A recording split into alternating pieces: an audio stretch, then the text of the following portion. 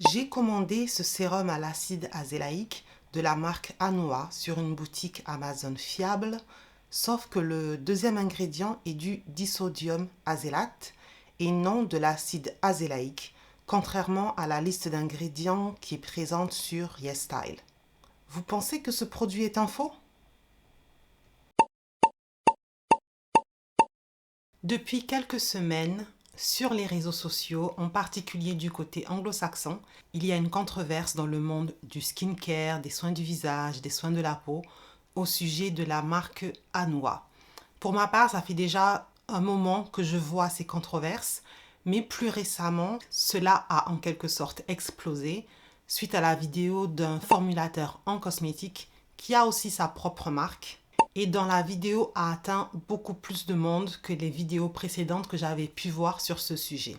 Dans sa vidéo, il parlait du fait qu'il avait des doutes sur l'efficacité d'un des produits de la marque Anua, qui est leur sérum à base de 10% d'acide azélaïque. Et il exprime dans sa vidéo pourquoi il a ses doutes en regardant la formule et les décisions qui ont été faites pour avoir cette formule. Et au-delà d'Anua, le sujet concerne d'autres marques sud-coréennes qui ont la même approche. À la suite de cette vidéo qui a eu une grande audience, d'autres personnes ont répondu, d'autres formulateurs en cosmétique, d'autres chimistes, d'autres influenceurs, des dermatologues et aussi des personnes qui détiennent leur propre marque. Sa vidéo initiale se concentrait plus particulièrement sur l'efficacité supposée de ce produit, mais de cette vidéo découlent différents sujets au niveau de la marque et il y a des sujets qui ont été plus ou moins abordés en ligne et je trouve qu'un sujet qui a été à peine abordé est le fait qu'il y a deux listes d'ingrédients pour ce produit que l'on peut retrouver en ligne. Du coup, j'ai décidé de dédier cette vidéo-ci à ces deux listes d'ingrédients. Par contre, je ferai une partie 2 pour la suite. Bonjour et bienvenue sur ma chaîne YouTube. Vous avez vu mon intro, donc vous savez de quoi on va parler aujourd'hui. Pour comprendre le sujet de ces deux listes d'ingrédients que l'on peut retrouver en ligne pour le sérum à base d'acide azélaïque de la marque Anua, il faut revenir sur certains points. J'ai déjà fait une vidéo hyper complète sur l'acide azélaïque où je vous donne mon avis sur différents produits, où je vous explique comment choisir les meilleurs produits pour votre type de peau. Donc, dans cette vidéo, je vais revenir que très rapidement sur ce qu'est l'acide azélaïque. Donc, l'acide azélaïque, c'est un ingrédient qui est utilisé depuis au moins les années 80 dans des formules médicamenteuses qui sont prescrites par les dermatologues. C'est un ingrédient qui peut aider à combattre l'acné, la rosacée, les rougeurs liées à la rosacée, l'hyperpigmentation, y compris le mélasma. Et dans la gamme des médicaments qui peuvent faire ça, il est connu comme un ingrédient plutôt doux et qui peut aussi être utilisé par les femmes enceintes. L'ingrédient acide azélaïque en lui-même vient sous forme de poudre qui est très peu soluble dans l'eau, ce qui fait qu'il est très difficile de formuler l'acide azélaïque pour avoir un produit final qui soit agréable à utiliser sur la peau. Du coup, les chimistes qui travaillaient sur l'acide azélaïque afin d'obtenir un produit final que l'on puisse utiliser sur la peau ont décidé d'utiliser une méthode qu'ils appellent une méthode suspension qui est connue parmi les chimistes et c'est une façon de répartir l'acide azélaïque d'une façon homogène dans un produit aqueux comme une crème afin que l'on puisse l'utiliser sur la peau de façon efficace. C'est la première méthode qui a été utilisée dans les médicaments tels que la crème ou le gel à base d'acide azélaïque. Donc cette méthode existe depuis longtemps, mais elle n'est pas parfaite dans le sens où elle ne permet pas d'avoir une texture qui est super agréable comme une crème hydratante classique. Les patients qui l'ont utilisée et qui l'utilisent peuvent se plaindre que la texture devient granuleuse, bouloche. L'acide azélaïque peut cristalliser. C'est ce qui remonte parfois de certains patients parce que c'est très difficile à formuler. Utiliser la technique de suspension ne veut pas dire que vous allez avoir une texture parfaite. C'est un moyen d'avoir un produit final efficace.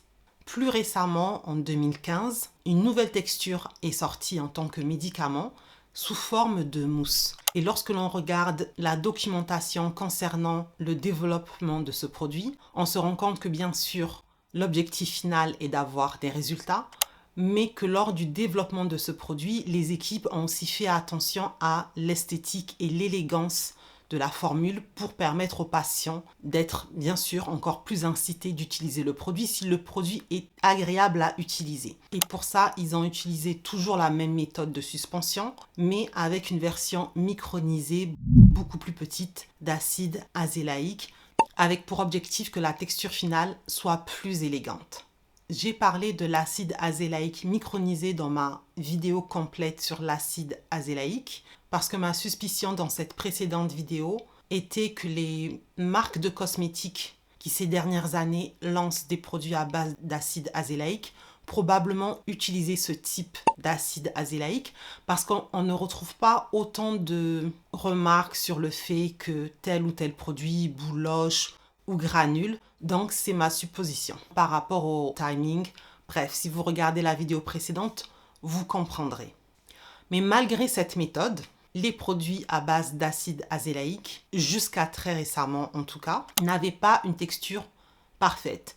Bien qu'elle n'était pas forcément granuleuse, ce n'est pas non plus une texture super élégante, ce n'est pas la texture d'un sérum hydratant, ce n'est pas la texture d'une crème hydratante. C'est quelque chose que je passe mon temps à répéter dans la vidéo précédente. Voyez plutôt ce produit comme un traitement.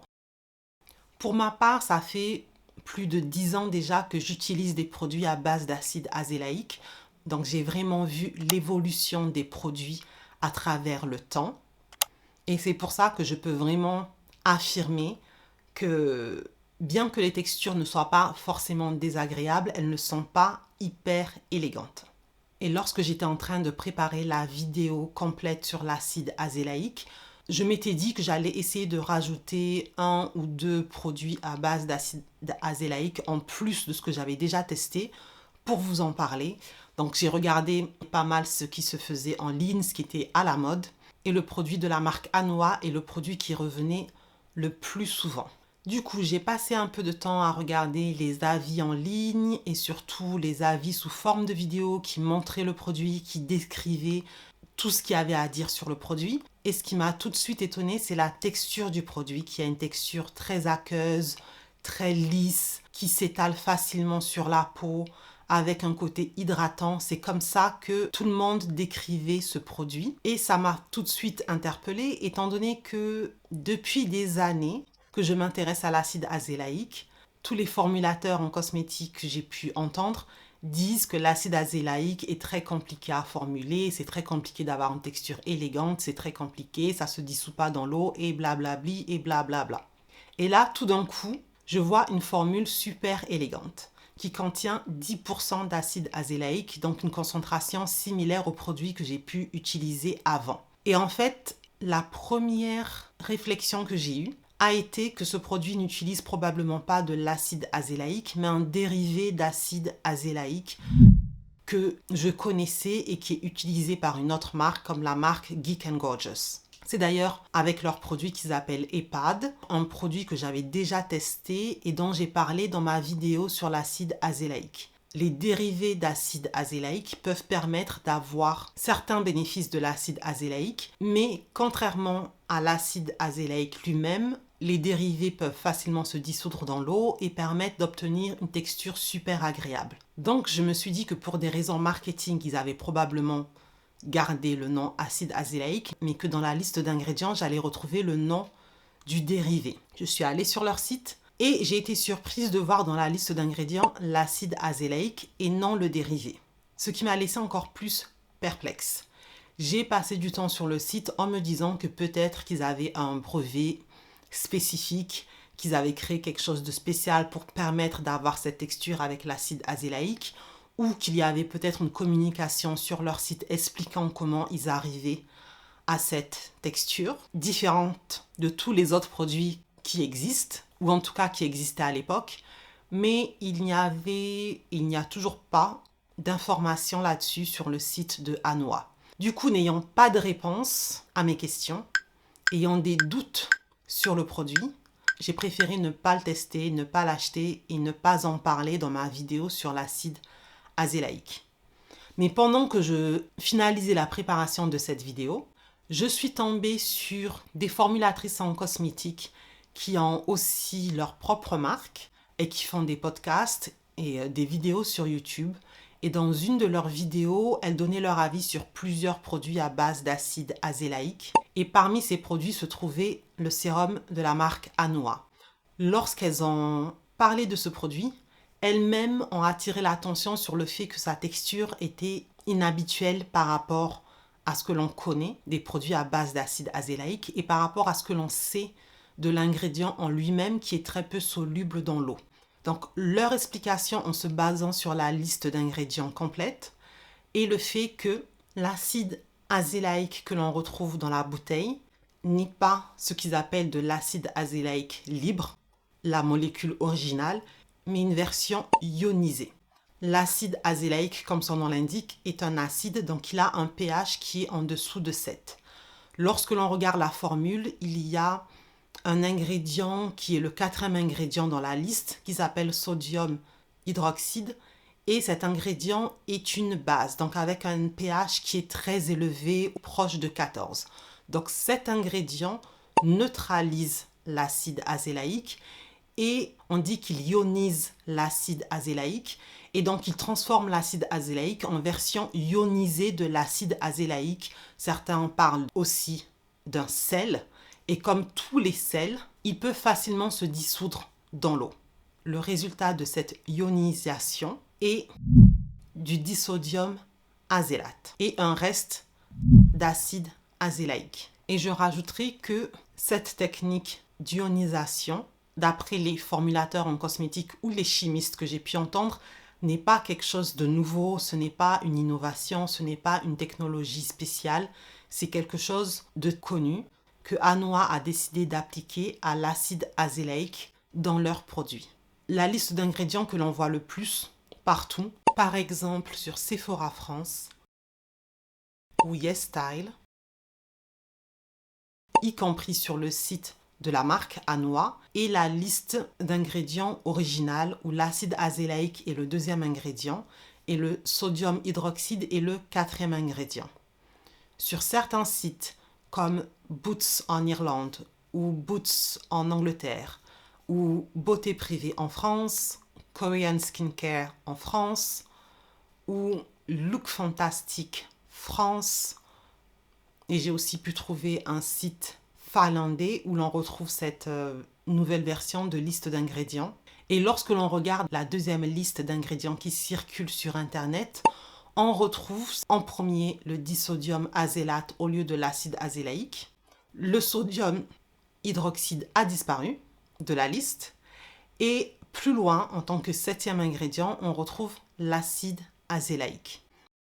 En fait, la 2e liste d'ingrédients correspond à ce qui se trouve dans le produit lorsqu'on achète le produit et pas à ce qui a été mis dans la bouteille avant qu'il y ait une réaction chimique entre ces 2 ingrédients. Du coup, ma première réaction a été de me dire que la liste d'ingrédients originale n'était pas correcte puisqu'elle correspond à ce qui a été mis dans la bouteille et pas à ce que nous on achète. Sauf que on m'a expliqué récemment qu'en fait, la liste d'ingrédients, si on suit la réglementation, est censée représenter les ingrédients utilisés lors de la fabrication de ce produit. Et les ingrédients utilisés sont le sodium hydroxyde et 10% d'acide azélaïque, ce qui correspond à la liste d'ingrédients originale. Lorsque l'on regarde la réglementation que l'on peut retrouver en ligne, c'est exactement ce qui est expliqué dans la réglementation. Sauf que cette réglementation qui explique comment les produits cosmétiques sont censés étiqueter leur liste d'ingrédients nous donne une autre information et cette fois-ci, il s'agit de dire que ne doit pas être considéré comme ingrédient les produits techniques qui ont été utilisés lors de la fabrication de ce produit qui n'existent plus dans le produit final. Dans ce cas-là, c'est le sodium hydroxyde qui a été utilisé dans le produit, dans une quantité qui n'est pas négligeable vu que c'est le 4e ingrédient dans la liste d'ingrédients originale. Mais lorsque l'on regarde la 2e liste d'ingrédients, le sodium hydroxyde a totalement disparu. Donc, d'après cette définition, le sodium hydroxyde ne devrait pas être considéré comme un ingrédient vu qu'il a disparu et ne devrait pas être dans la liste d'ingrédients. Donc, la première liste originale ne respecte pas la réglementation. Mais la deuxième liste d'ingrédients non plus, car elle ne liste pas ce qui a été utilisé pour la fabrication de ce produit, étant donné que le sodium hydroxyde y est exclu. Et en fait, il y a deux conditions dans la réglementation qui sont en conflit avec la façon dont a été formulé ce produit. Alors là, c'est un sujet qui s'adresse plus aux juristes qu'aux formulateurs en cosmétique. Et je ne suis pas juriste, mais ayant des connaissances basiques en loi, je sais que les lois ou les réglementations sont rarement hyper claires. Il y a toujours des zones grises. Et lorsqu'il y a des zones grises, ce qu'il faut voir, c'est surtout quel est l'intérêt, quel est l'objectif final de cette loi pour prendre une décision. Lorsque l'on regarde la réglementation, on voit que ce qui compte, c'est ce qui a été utilisé lors de la fabrication du produit. Et en général, à part dans des cas rares comme celui-ci, ce qu'on utilise dans la fabrication du produit reste dans le produit. Et d'un autre côté, on nous dit que ce qui disparaît du produit, ce qui n'existe plus, ne doit pas être listé dans la liste d'ingrédients. Ce qui pour moi me fait comprendre que l'objectif final, c'est dans la liste d'ingrédients que ce qui est contenu dans le produit soit le mieux représenté possible. Et avec la liste d'ingrédients originale, on est loin d'une bonne représentation de ce qui est dans le produit, vu qu'on a en quatrième position un ingrédient qui n'existe plus du tout, qui ne devrait même pas être considéré comme un ingrédient. Et on a comme deuxième ingrédient l'acide azélaïque à 10%, alors que dans le produit, après réaction chimique, sa concentration a bien diminué. De ce que j'ai pu lire, il n'est pas inhabituel lorsque l'on formule un produit cosmétique que des ingrédients que l'on utilise lors de la fabrication réagissent entre eux pour créer quelque chose d'un peu différent. Sauf que là, on a une réaction chimique qui crée quelque chose de très différent. Et donc, mon hypothèse, en me basant sur ce que l'on peut voir parmi ces listes d'ingrédients et par rapport aux explications qui ont été données de cette réaction chimique, et le fait que le régulateur a dû se rendre compte que dans ce cas précis, cette réaction chimique crée un changement qui est trop grand pour garder la formule d'origine, sachant que la réglementation nous fait comprendre que l'objectif est quand même de représenter au mieux ce que l'on retrouve dans le produit.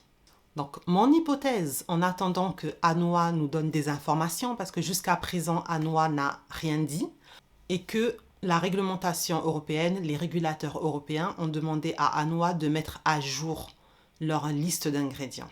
Donc pour ceux ou celles qui se questionnent en ligne parce qu'elles auraient reçu un produit de la marque ANOA avec cette nouvelle liste d'ingrédients et qui penseraient que peut-être c'est une arnaque ou qui peuvent penser que la marque elle-même a changé de formule, a changé de produit, d'après tous les éléments que l'on a pour l'instant, en tout cas, non, elle n'a pas changé de formule. Elle a juste probablement dû adapter sa liste d'ingrédients à la réglementation européenne. Et la preuve la plus évidente pour moi est le fait que cette liste d'ingrédients est toujours la même et la seule sur le site de ANOA. Donc si la marque avait changé de formule, le premier endroit où elle devrait changer cette liste d'ingrédients est bien sûr sur son site. Parce qu'en ligne, on retrouve différentes listes d'ingrédients, mais pour moi, ça n'est pas étonnant. Si votre produit est vendu partout depuis 1 an et que d'un coup, vous devez changer la liste d'ingrédients, toutes les marques, tous les magasins, tous les sites internet ne vont pas être capables de mettre à jour cette liste d'ingrédients en même temps. Mais ce que l'on voit comme tendance, c'est cette nouvelle liste d'ingrédients qui devient de plus en plus présente en ligne. Donc si vous avez déjà utilisé ce produit et que vous l'aimez, peu importe la liste d'ingrédients, cela ne changera rien car dans la bouteille, la formule est la même, donc le produit final est le même. J'ai parlé spécifiquement de l'Europe parce que je me suis concentrée sur la réglementation européenne et ce qui peut expliquer dans la réglementation européenne ce changement. Mais lorsque j'ai fait mes recherches, j'ai aussi retrouvé cette nouvelle liste d'ingrédients en Australie. En Australie, on retrouve des sites avec la liste d'ingrédients originale. Mais lorsque l'on va sur le site de Sephora Australie, par exemple, leur site nous montre la nouvelle version de cette liste d'ingrédients. Donc il y a trop de sites avec cette nouvelle version pour penser que c'est une erreur, penser que c'est une arnaque alors que c'est vendu sur le site Sephora Australie. Tout ça semble indiquer qu'il y a un changement de liste d'ingrédients dû à la réglementation. Et en parlant de cette liste d'ingrédients, lorsque je regardais des commentaires en ligne sur ce sujet, je suis tombée sur un commentaire qui parlait d'un autre problème concernant la liste d'ingrédients. Et là, il s'agissait du fait qu'il y aurait des ingrédients absents par rapport au marketing et à la communication de la marque. Et effectivement, lorsque l'on va sur le site danois ou sur plusieurs sites où leur marketing et leur communication est partagée, on apprend qu'au-delà de l'acide azélaïque, ce produit contient un complexe calmant dans lequel ils disent utiliser des ingrédients naturels tels que de l'aloe vera, différents extraits de cica, de l'ubiquinone et aussi du blue tansy oil qui est un type d'huile. Sauf que lorsque l'on regarde la liste d'ingrédients, on ne retrouve pas du tout ces deux derniers ingrédients, l'ubiquinone et le blue tansy oil. Alors, j'ai regardé la liste d'ingrédients en regardant les différents noms INSI qui peuvent exister pour ces deux ingrédients et l'on ne retrouve pas ces ingrédients dans la liste d'ingrédients. Donc, j'ai aussi un questionnement par rapport à ça. Pourquoi cette communication si ces ingrédients ne se retrouvent pas dans la liste d'ingrédients fournie par la marque Anua elle-même? Sur ce sujet du sérum Anua, comme je l'ai expliqué en introduction, il y a plusieurs thèmes, plusieurs points qui peuvent être abordés. Si l'on se concentre sur les deux listes d'ingrédients, qui est le sujet sur lequel j'ai voulu me concentrer sur cette vidéo, ce qui me pose le plus problème, c'est le fait que la marque Anua ne communique pas du tout là-dessus. Comme vous l'avez pu le voir en introduction, cela fait déjà au moins 1 an qu'il y a des questionnements sur ces deux formules qui circulent. Certains se demandent si la formule a changé. Certains se demandent si le produit qu'ils ont acheté est une arnaque parce que la formule est différente du produit qu'ils avaient acheté précédemment.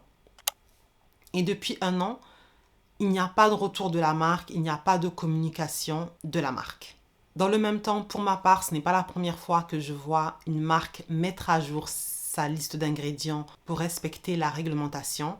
La dernière fois que j'en ai parlé, c'était il y a quelques années sur cette chaîne avec une autre marque sud-coréenne qui est la marque SK1004 avec leur ampoule qui était marketée et vendue pendant ses premières années d'existence comme une ampoule ou un tonique à base de 100% d'extrait de Centellia asiatica. Et la liste d'ingrédients complète était seulement 100% d'extrait de Centellia asiatica. C'est comme ça qu'a été vendu le produit. C'est comme ça que les influenceurs qui faisaient des sponsors avec cette marque ont vendu le produit. C'est comme ça que ce produit est devenu populaire parce qu'il contenait beaucoup plus de Centellia asiatica que d'autres marques, vu que celui-ci contenait 100% de Centellia asiatica, ce qui en termes de chimie de base n'a aucun sens, puisqu'il faut au minimum des conservateurs pour avoir un produit final aqueux commercial. Et dans ma vidéo précédente, j'expliquais que probablement, dans les mois qui allaient suivre, cette liste d'ingrédients allait changer pour être plus logique, pour avoir tout simplement du sens et respecter la réglementation. Et c'est exactement ce qui est arrivé ces dernières années. Cette liste d'ingrédients a changé pour ressembler à une liste d'ingrédients qui a du sens. Donc, concernant la marque Anua, en tout cas concernant la partie européenne, ça ne m'étonnerait pas de voir dans les mois qui suivent de plus en plus de listes d'ingrédients être mises à jour sur des sites européens ou dans les produits vendus dans des magasins européens. Voilà, il s'agit seulement de la partie 1. Dites-moi si vous avez des commentaires sur ce sujet. Partagez-les en zone commentaire. Merci d'avoir regardé jusqu'au bout et on se voit dans la partie 2 sur ce sujet de Anua. Bye bye!